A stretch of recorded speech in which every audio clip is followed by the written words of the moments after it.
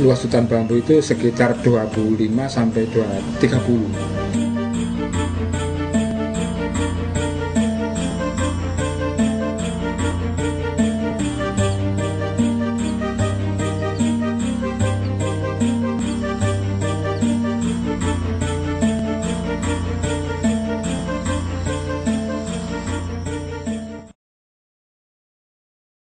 Ini penjarangan itu dilaksanakan mulai bulan Agustus sampai bulan November.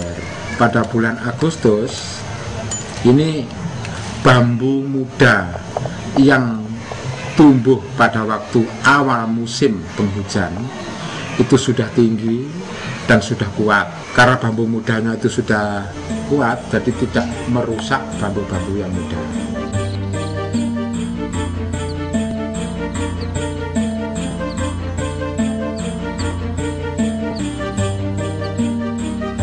Bambu yang diambil itu mengambil bambu yang sangat tua, yaitu umurnya sekitar 5 tahun ke atas.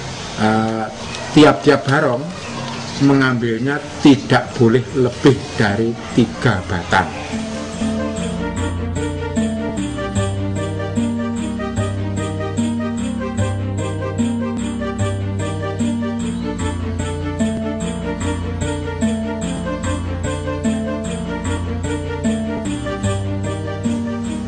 Bung yang tumbuh itu tidak kurang dari 5.000 batang tumbuh dan hidup. Yang akhir-akhir ini bambu yang dijarang 3.500 lonjor sekali panen. Jadi panen bulan Agustus sampai November. Berarti kelembapan hutan bambu masih terjaga dengan baik. Memang itu sudah peraturan pada bulan Desember sampai pada bulan Juli itu ditutup. Tujuannya adalah untuk melindungi bambu-bambu muda. Kalau sekarang ini andai kata ada pedagang yang membutuhkan dan sebagainya, tetap ditolak, tidak boleh. Kalau anggota ada yang merusak itu, ya biasanya KPSA pengurusnya memanggil atau mendatangi kepada anggota yang ketahuan mereka itu melanggar, diperingatkan, ditegur. Nah, 3.500 lonjor itu kalau diangkut dengan truk, satu truk itu kekuatannya antara 30 sampai 35 lonjor saja. Sehingga dapat diperkirakan kalau diangkut truk semuanya itu kira-kira ya 100 truk. Harga per lonjornya itu pedagang itu membeli kepada KPSA per lonjornya itu 18.000. KPSA mengeluarkan ongkos untuk tenaga motong, kemudian tenaga mengangkut sampai ke kampung ini itu 9.000.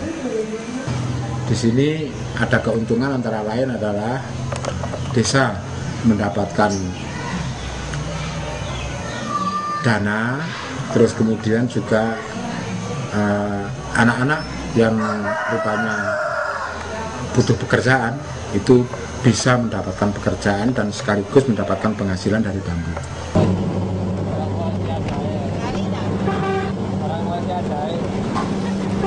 Ya hasilnya kanggo pembangunan dusun, ya termasuk ono pembangunan TK di Sumbang, yaitu ono pembangunan masjid di Sumbang, ono pembangunan prasarana jalan di Sumbang,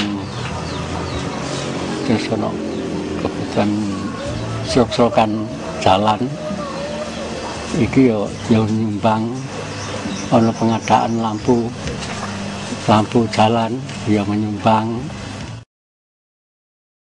Pada zaman Jepang ada musim kemarau yang panjang sekali, sehingga sumber-sumber air banyak yang mati.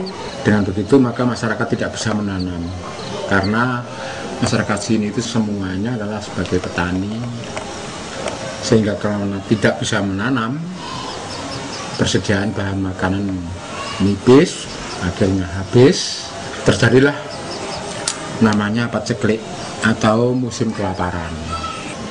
Ditambah lagi pada waktu itu juga merajalelanya wabah penyakit. 64-63 hutan pinus itu dulunya itu hutan rimba terus dibuka, ditanami pinus sampai sekarang ini dulunya itu. Dan lalu tebangan di situ, bukan di situ kok banyak banjiran di situ, merusak sawah-sawah petani. 68 sampai tahun 73 itu rusak lagi, terus itu ditangani oleh perhutani. Hutan yang pernah dibuka oleh perhutani itu oleh tokoh-tokoh masyarakat itu diminta tidak ditanami kayu-kayuan, tapi ditanami dengan tanaman bambu. Masyarakat itu punya pengalaman bahwa di daerah sekitar sumber air ini kalau ada bambunya itu sumber airnya kok terus milih. Nah, dengan berangkat dari pengalaman itu maka masyarakat punya kesimpulan bahwa bambu adalah sangat baik untuk menyimpan air dan mengawetkan sumber air. Pertama kali yang menanam bambu di situ adalah masyarakat bersama-sama menanam bambu di situ. Terutama adalah pesanggem. Bambu yang ditanam itu tidak ditentukan, asalkan bambu. Sehingga sekarang yang tumbuh itu ada bambu betung, ada bambu apus, ada bambu Jowo, terus kemudian ada bambu ori. KPSA itu kan sejarahnya dulu itu dari kelompok yang anggotanya 14, yaitu namanya kelompok penanam kopi gitu. Lalu karena melihat di lain desa seperti di Tulungrejo itu ada kelompok lagi yang tidak hanya menanam kopi, tetapi kelompok yang menghutankan lahannya menjadi hutan campuran. Kami melihat bahwa itu lebih menguntungkan, maka di sini pun mendirikan yaitu yang namanya KPSA, yaitu Kelompok Pelestari Sumber Daya Alam. Sekarang anggota KPSA itu sudah berkembang menjadi 450 orang. Ini terdapat di Desa Sumberagung, terutama di Dukuh Sumbermulyo ini.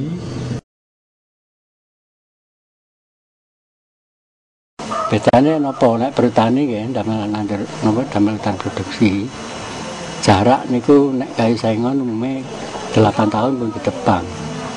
Lho niku lek pun tebang habis niku pun ngontenaken longsoran malih pun. Batas kali mriki niku lek hujan nggih pun banjir malih. Nggih tani dhewe niku derengan apa nggih. Pikiran niku tasik goyang, soalnya sering di olok-olok kali Pak Mantri niku. Olok-olok ngene iku. Alas sapa kok tanduri. Wis sing menang lautan iki perhutani. Apa kok KPSA lautan ngoten. Soale niki pomo ditutup perhutani, plek ngoten wah niki malah rusak kula kinten alas niki. Mboten kok. Sebabe nggih, perhutani pun ngeluaraken banyak niku nggih.